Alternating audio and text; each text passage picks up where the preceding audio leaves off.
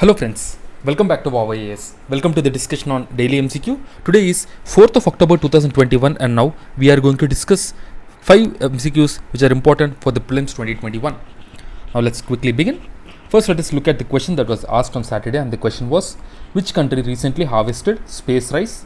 A. India, B. USA, C. China and D. France. It was in news and the correct answer is C.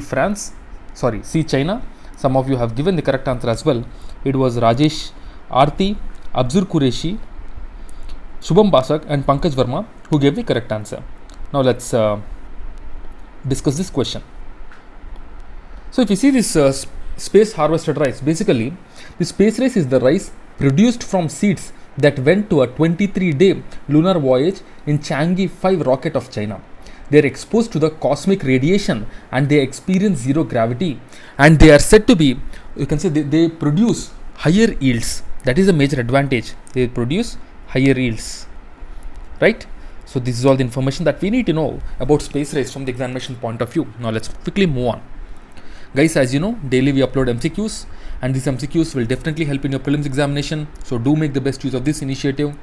You can download this document, the PDF document of the MCQs for free of cost from our Telegram channel. The Telegram channel details are there in the description. Now let's look at the first question. The State of Young Children in India report, sometimes mentioned in the news, is released by, as these kind of indices and reports are very important for the prelims, we are asking this question.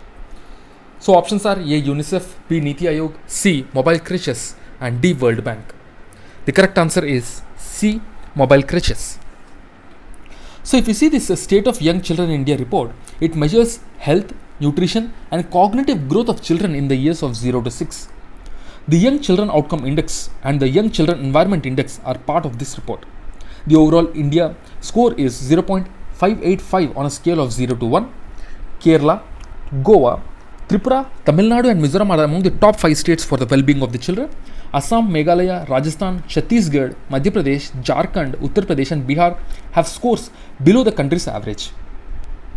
And the parameters which are used for this measurement is, first is poverty elevation, strengthening primary health care, improving education levels, safe water supply, promotion of gender equity. Kerala, Goa, Sikkim, Punjab and Himachal have secured the top 5 positions. Okay, so this is all the information that we need to know. Now let's quickly move on. Let's look at the second question.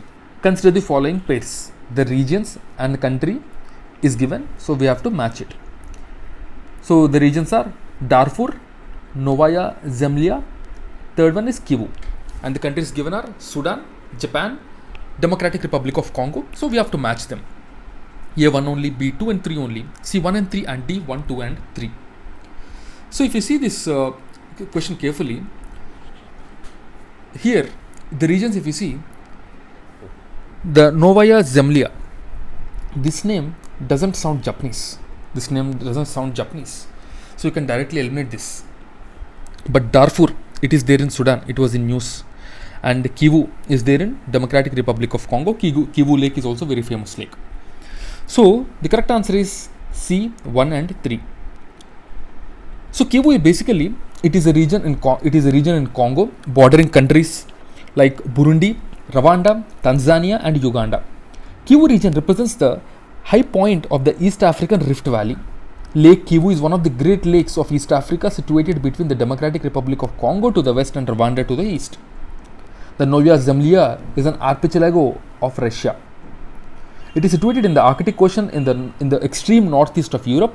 It houses the eastern point of Europe, lying at the Cape Fleecy Sky. To Novaya Zemlya's west lies this Barents Sea, and to the east is the Kara Sea. Novaya Zemlya is composed of 2 main islands, the northern Severny Island and the southern Yuzhny Island, which are separated by the Matokhin Strait.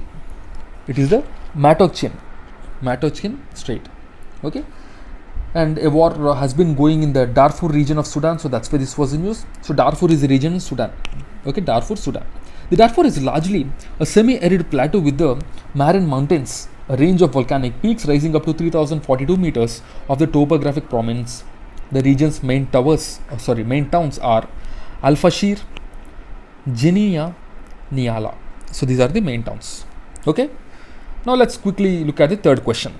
The third question is, in which of the following relief sculptures inscriptions is Ranyo Ashoka mentioned along with the stone portrait of Ashoka? It's a 2019 CSE question. A. Kanganhali, B. Sanchi, C. Shabas Gadi, and D.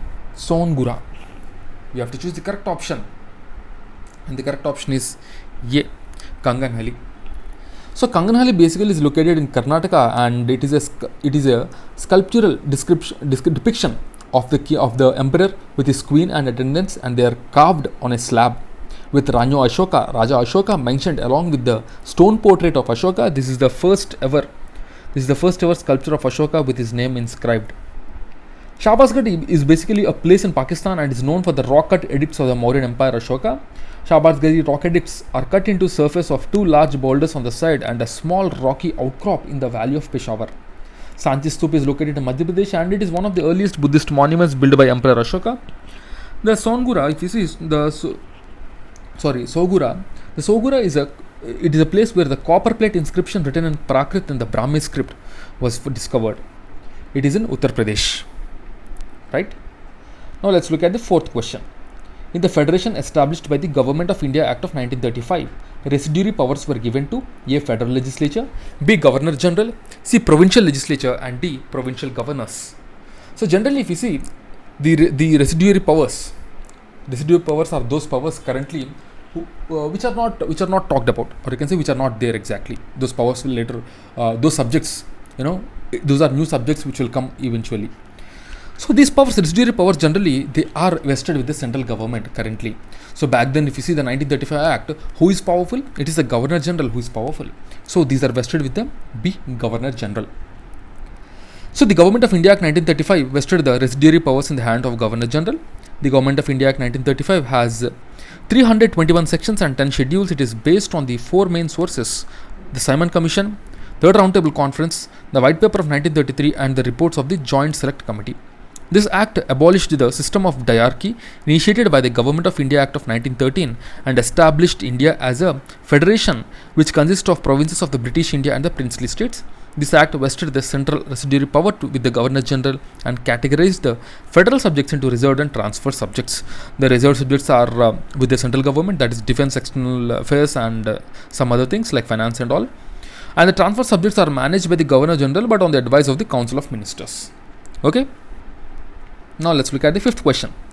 Building Kalyana Mandapas was a notable feature in the temple construction of the Kingdom of. It's also a previous year question,